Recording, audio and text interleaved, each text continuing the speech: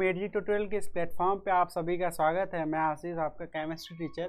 और जैसा कि हमने अभी पिछले कुछ टॉपिक्स में डी ब्लॉक जब स्टार्ट किए थे तो उसमें से कुछ इंपॉर्टेंट प्रॉपर्टीज तो हमने पढ़ा दिया है।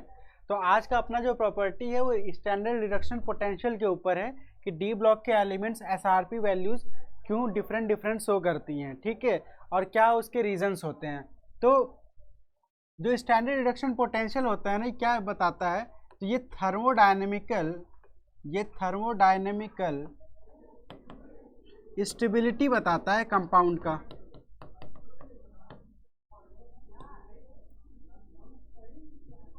ये thermodynamical stability of metal in their compound form.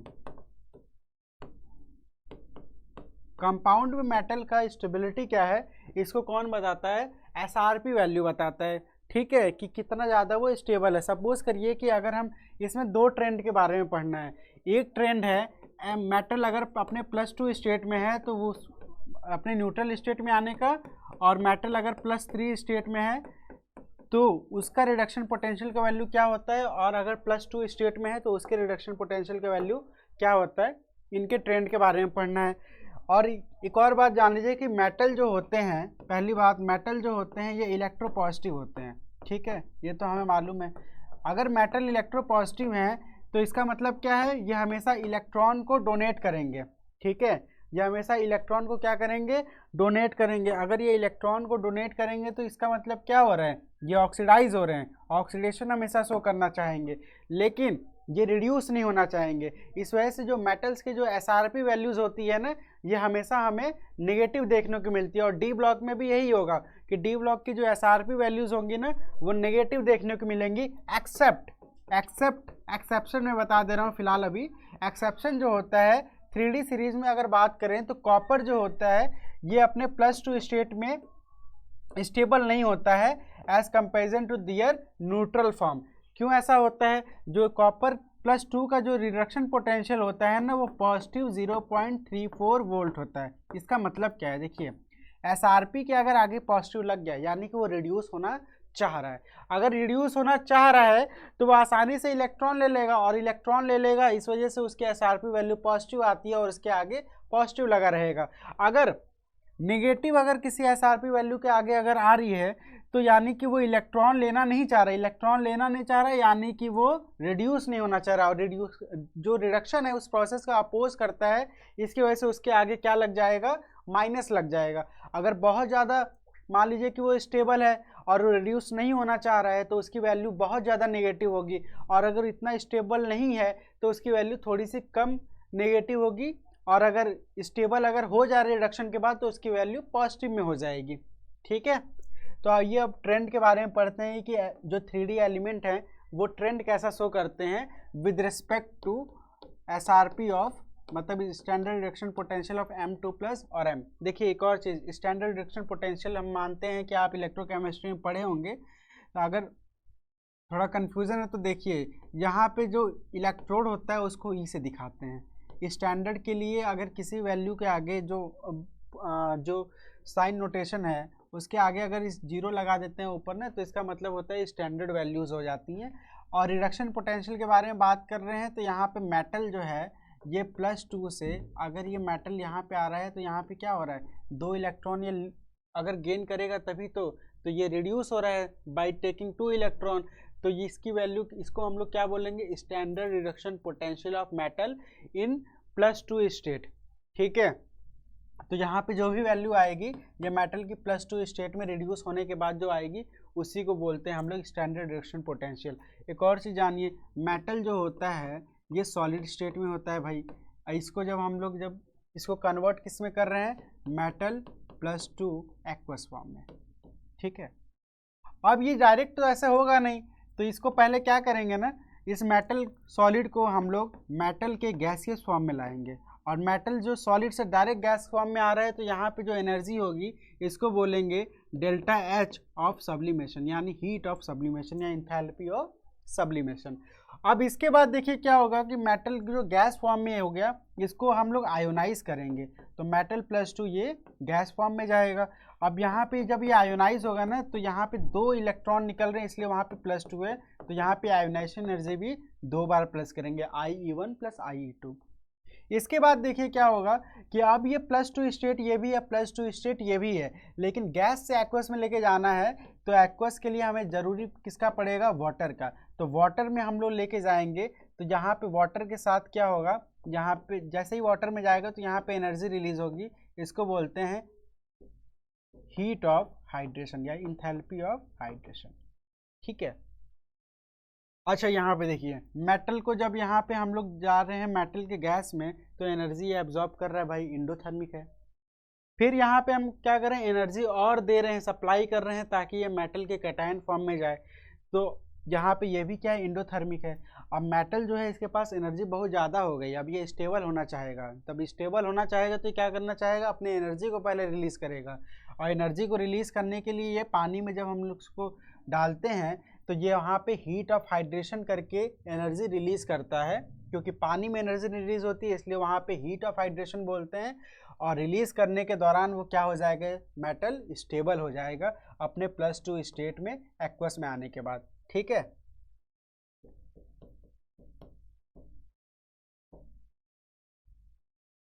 अब देखिए ये एनर्जी जो SRP की वैल्यू होती है ना, जो टोटल एनर्जी, ये मान लीजिए टोटल इंथैल्पी जो होता है, ये वैल्यू जो होती है ना, ये सम होती है डेल्टा H ऑफ सब्लिमेशन और plus delta H of IE1 + IE2 plus delta H of hydration. अब डेल्टा H ऑफ हाइड्रेशन ये हमेशा एक्सोथर्मिक होता है, ठीक है, और ये दोनों जो हैं, ये दोनों क्या होते हैं, इंडोथर्मिक होते हैं, ये भी बात याद रखिएगा।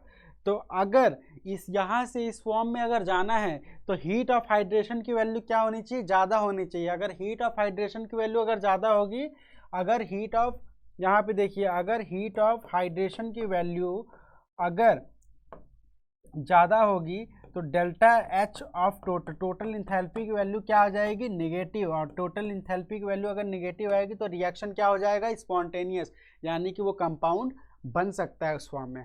ठीक है। तो जो SRP की वैल्यू होती है ना, जो SRP की वैल्यू होती है, ये सम होता है टोटल एनर्जी का। कौन कौन से एनर्जी का, तो heat of hydration, delta H of hydration plus IE1 plus IE2 plus delta H of sublimation. ठीक है। इसमें से ये कौन सा होगा, ये एक्सोथर्मिक होगा, और ये दोनों क्या हो जाते हैं, एंडोथर्मिक हो जाते हैं। ठीक है।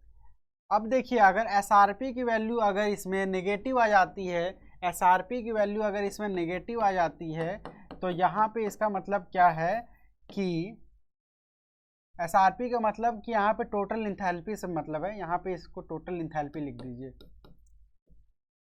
Total HT, enthalpy total. ठीक है। अब यहाँ पे हमने बताया कि टोटल इंथैल्पी की वैल्यू नेगेटिव आएगी तभी वो रिएक्शन होगा। ठीक है, क्योंकि फॉर अ स्पॉन्टेनियस रिएक्शन ये जो वैल्यू होती है ये नेगेटिव आनी चाहिए। अब अगर M+2, एक और बात यहाँ पे याद रखिएगा कि मेटल +2 अगर ये 2 इलेक्ट्रॉन अगर लेता है, अगर ये 2 इलेक्ट्रॉन अगर लेगा, तो ये मेटल के न्यूट्रल स्टेट में चला जाएगा। तो ये तभी इलेक्ट्रॉन लेगा ना जब ये इस फॉर्म में स्टेबल नहीं होगा। ये बात याद रखिएगा कि मेटल +2 रिड्यूस तभी होना चाहेगा जब अपने ये कंपाउंड के फॉर्म में स्टेबल नहीं होगा, तभी वो चाहेगा कि हम अपनी न्यूट्रल स्टेट में जाएं और अपनी स्टेबिलिटी को मेंटेन करें।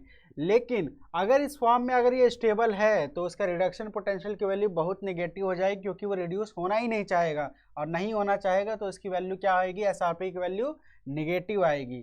ठीक है। So if compound, if metal in compound is stable, then SRP value is very negative, बहुत ज़्यादा नेगेटिव होगा। ठीक है, अब देखिए M+2 से M के ट्रेंड की अगर बात करें तो अगर टाइटेनियम की बात करें तो टाइटेनियम जो है +2 में है। अब इसको भाई अगर 2 इलेक्ट्रॉन दे दें तो यहाँ पे देखिए टाइटेनियम का इलेक्ट्रॉनिक कन्फिग्रेशन क्या होता है, यहाँ पे ये होता है टाइटेनियम का D2। ठीक है, 2 इलेक्ट्रॉन मिलने के बाद ये D4 सिस्टम में चला जाता है। ठीक है, एक और बात ध्यान दीजिएगा यहाँ पे कि ये D2 टाइटेनियम जो है ये D2 सिस्टम है। ठीक है, पहले स्कैंडियम से स्टार्ट करते हैं। स्कैंडियम जो है ये इसके पास क्या है, M+2 की अगर बात करें सबसे पहले तो टाइटेनियम की अगर वैल्यू की बात करें तो टाइटेनियम की वैल्यू होती है -1.63। ठीक है, इसके बाद अगर वैनेडियम की बात करें तो इसकी वैल्यू हो जाती है -1.20। इसके बाद ये 1.18 होता है, -1.18, ये सब वोल्ट में है। इसके बाद जब क्रोमियम की बात करते हैं तो इसकी वैल्यू आती है 0.90 वोल्ट माइनस में। ये सभी माइनस है, इसका मतलब कि रिड्यूस नहीं होना चाहेंगे। लेकिन जब मैंगनीज की बारी आती है ना तो ये वैल्यूज देख रहे हैं यहाँ से क्या हो रही है, लगातार पॉजिटिव की तरफ बढ़ रहा है, लेकिन यहाँ पे वैल्यू क्या होगी, ये अचानक से फिर से बहुत ज़्यादा नेगेटिव हो जाएगा। इसका रीज़न क्या होगा, क्योंकि Mn जो है वो अपने +2 स्टेट में था।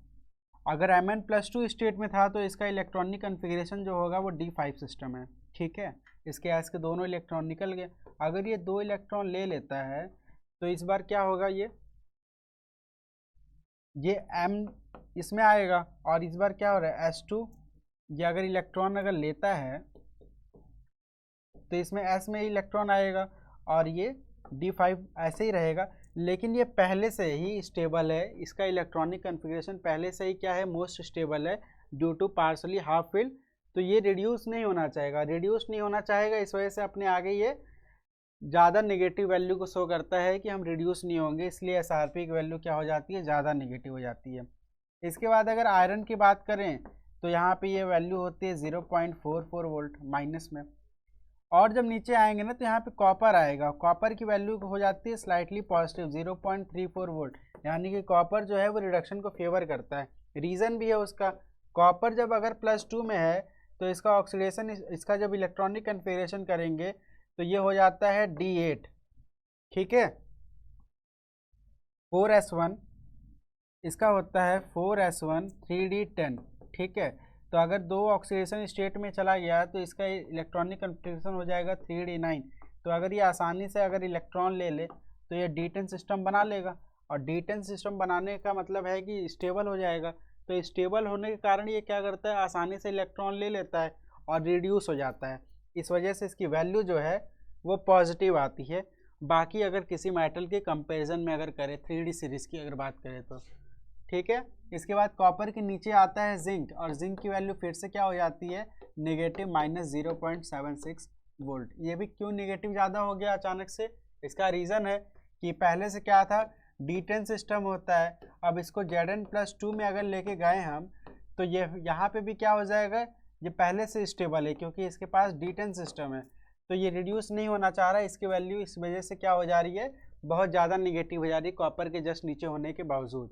ठीक है, तो आई होप कि आप लोगों को ये समझ में आया होगा इतनी बात समझ में आ गई होगी। तो याद रखिएगा कॉपर जो है एकमात्र 3D का एलिमेंट है जो कि जिसकी SRP की वैल्यू क्या होती है, पॉजिटिव होती है, यानी ये आसानी से रिड्यूस होना चाहेगा। एक और बात, कॉपर प्लस और कॉपर 2+ में अगर कंपेयर किया जाए तो कौन ज़्यादा स्टेबल होगा कंपाउंड फॉर्म में, तो कॉपर प्लस जो होता है वो ज़्यादा स्टेबल होगा। ठीक है, क्योंकि अगर ये S1 के इलेक्ट्रॉन को दे देगा तब भी इसके पास D10 सिस्टम बना रहेगा, लेकिन अगर ये 2 इलेक्ट्रॉन दे देगा तो इसके पास D9 सिस्टम हो जाएगा, तो स्टेबल नहीं है। तो कॉपर प्लस जो होगा अपने +1 ऑक्सीडेशन स्टेट में अगर कंपाउंड में है तो ज़्यादा स्टेबल रहेगा, इस बात को भी ध्यान रखिएगा। लास्ट ट्रेंड की अगर बात करें तो M+3 से और M पे जाने का ट्रेंड क्या होता है, 3D मेटल कैसा शो करते हैं। तो यहाँ पे स्टार्ट करते हैं स्कैंडियम से। तो स्कैंडियम और टाइटेनियम पे जब वैल्यूज़ हम लोग देखेंगे, एनसीईआरटी में मेंशन नहीं है, लेकिन वैल्यूज़ अगर देखते हैं तो वो क्या होता है, स्लाइटली नेगेटिव होगा। क्यों, मतलब स्लाइटली क्या, ठीक ठाक नेगेटिव होता है, क्योंकि एसआरपी वैल्यू क्या होगी, मेटल है तो सबकी नेगेटिव ही आएगी। कोई मेटल भी जल्दी से रिड्यूस होना नहीं चाहेगा, क्योंकि सभी के सभी इलेक्ट्रोपॉजिटिव नेचर के होते हैं। लेकिन जब टाइटेनियम की बात आती है तो टाइटेनियम जो है ये अपने +3 स्टेट में है। ठीक है, अगर टाइटेनियम +3 स्टेट में है तो और यहाँ पे इसको M+3 से M+2 में जाना है, यानी टाइटेनियम +2 में जाना है। तो अगर देखें यहाँ पे तो टाइटेनियम +3 जो है ना, ये इसका होता है D1, ठीक है, और टाइटेनियम +2 जो है इसका होता है D2। तो D1 और D2 में जब स्टेबिलिटी की बात होगी कि कौन ज़्यादा स्टेबल है, तो D2 सिस्टम जो होता है ये ज़्यादा स्टेबल है। D2 सिस्टम जो है ये ज़्यादा स्टेबल है। रीज़न क्या है, ड्यू टू एक्सचेंज एनर्जी। इसके पास 2 इलेक्ट्रॉन है D ऑर्बिटल में, और ये क्या करेंगे, अपनी पोजीशन को एक्सचेंज कर सकते हैं। इलेक्ट्रॉन सेम स्पिन के हैं एक ही ऑर्बिटल में, तो एक्सचेंज करेंगे तो एक्सचेंज एनर्जी जितनी ज़्यादा होगी उतना ज़्यादा वो सिस्टम स्टेबल हो जाएगा। तो D2 सिस्टम इसलिए क्या हो जाएगा, ज़्यादा स्टेबल हो जाएगा। तो टाइटेनियम क्या करता है, रिडक्शन को फेवर करता है, इसके वजह से इसकी वैल्यू जो होती है थोड़ी सी कम हो जाती है। ठीक है, इसकी एसआरपी की वैल्यू जो होगी ये थोड़ी सी कम नेगेटिव होगी, नेगेटिव तो होगी लेकिन कम होगी। इसके बाद देखिए वैनेडियम की अगर बात करें ना, तो वैनेडियम में ये वैल्यू जो है वो पॉजिटिव हो जाता है। अब ये देखने वाली बात है कि वैनेडियम यहाँ पे क्या है, +3 है, और ये वैनेडियम +3 से +2 में जा रहा है। तो वैनेडियम अगर +3 में रहेगा ना, तो इसका जो कन्फिग्रेशन है ये हो जाएगा आपका D2। और वैनेडियम जब +2 में जा रहा है तो इसका कन्फिग्रेशन हो जाएगा D3 सिस्टम। तो D2 से D3 जा रहा है, तो यहाँ पे एक तरीके से बोल सकते हैं कि यहाँ पे एक्सचेंज एनर्जी ज़्यादा है। तो एक्सचेंज एनर्जी की वजह से इसकी वैल्यू जो एसआरपी की होती है इज़ पॉजिटिव। एसआरपी वैल्यू जो होती है वो पॉजिटिव होती है, या कह सकते हैं कि कम नेगेटिव होती है इनके कंपेरिजन में। रीज़न क्या है कि यहाँ पे जो D3 सिस्टम होता है, D3 का मतलब होता है कि इन वैनेडियम +2 T2z ऑर्बिटल, जो इसका T2z ऑर्बिटल होता है ना, वो हाफ फिल्ड होता है। और हाफ फील्ड अगर ऑर्बिटल होगा तो वो ज़्यादा स्टेबल होगा। इस वजह से वैनेडियम +2 जो होगा वो ज़्यादा स्टेबल होगा एज़ कंपेरिजन टू वैनेडियम +3। तो वैनेडियम जो है +3 वो आसानी से रिड्यूस होना चाहेगा और वैनेडियम +3 में जाना चाहेगा, सॉरी वैनेडियम +2 में जाना चाहेगा। इसके बाद अगर बात करें क्रोमियम की, तो क्रोमियम की अगर बात करें तो क्रोमियम +3 में है, क्रोमियम +2 में जा रहा है। तो यहाँ पे क्रोमियम +3 में है, तो इसका मतलब है कि ये D4 सिस्टम है। ठीक है, ये D3 सिस्टम होगा, और ये क्रोमियम +2 D4 है। ठीक है, तो D3 से D4 में जाना चाह रहा है, तो यहाँ पे ये सिस्टम उतना तो स्टेबल नहीं है, एक्सचेंज एनर्जी ज़्यादा, इस वजह से इसकी वैल्यू क्या होगी, नेगेटिव में होगी।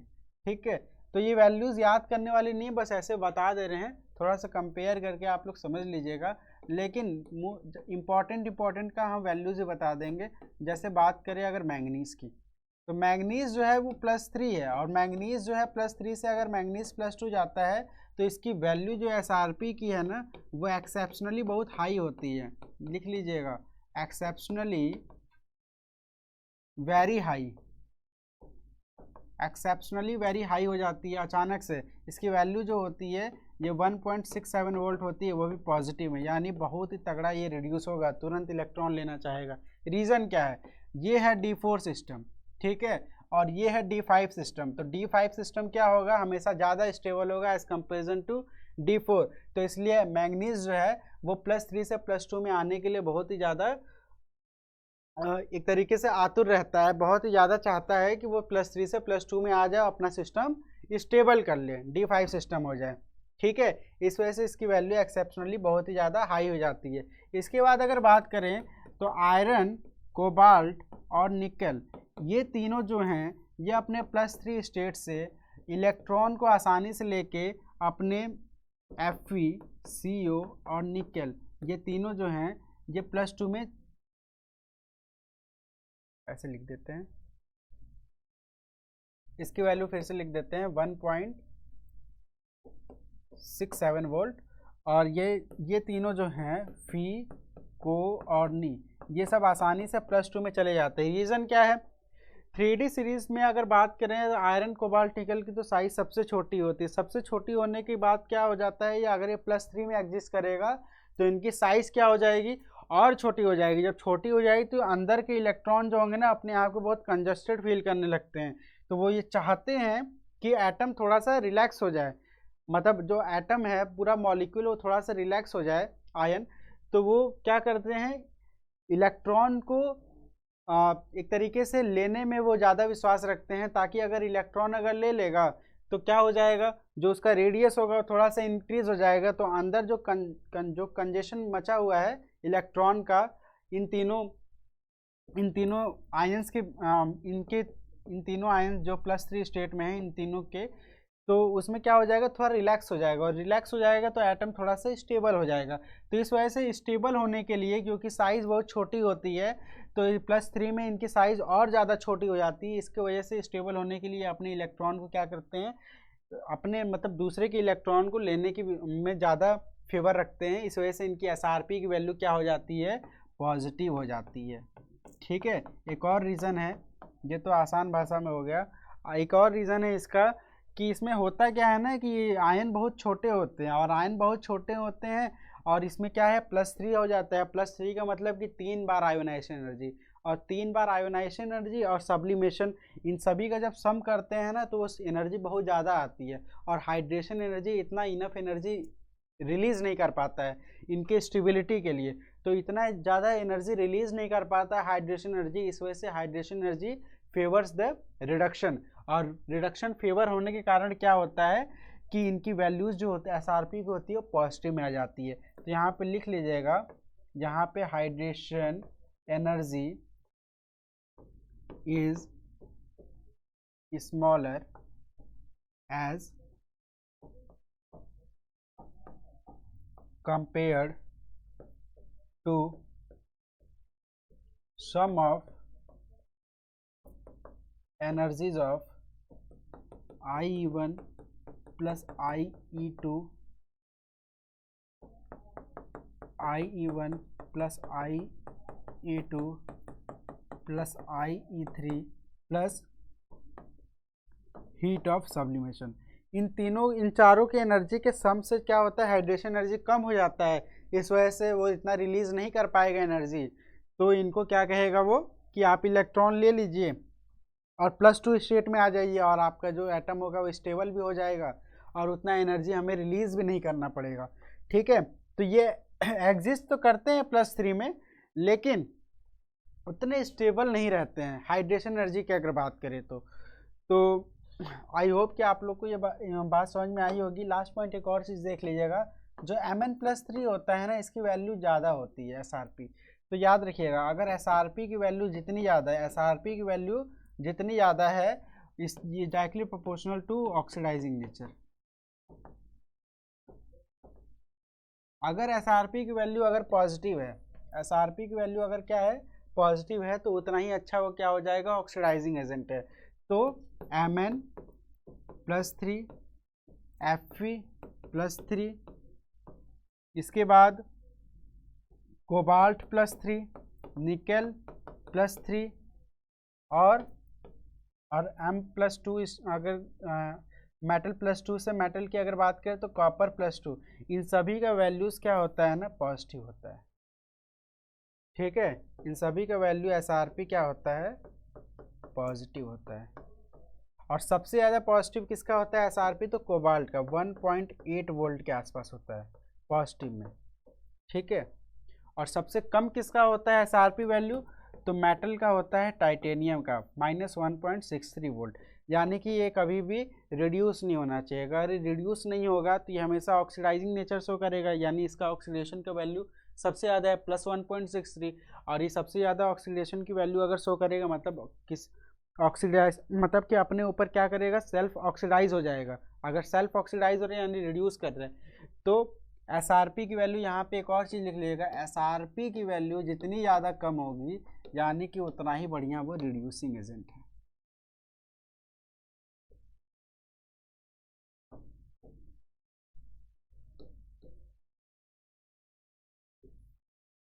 तो आई होप कि आप लोग को ये क्लास समझ में आई होगी। और यहाँ पे मैंने डी ब्लॉक के सारी प्रॉपर्टीज़ हमने पढ़ा दी है। अब नेक्स्ट क्लास में जो भी होगा वहाँ पे कुछ जो डी ब्लॉक के जो इम्पोर्टेंट कंपाउंड है K2Cr2O7 और KMnO4 उसके बारे में स्टडी करेंगे।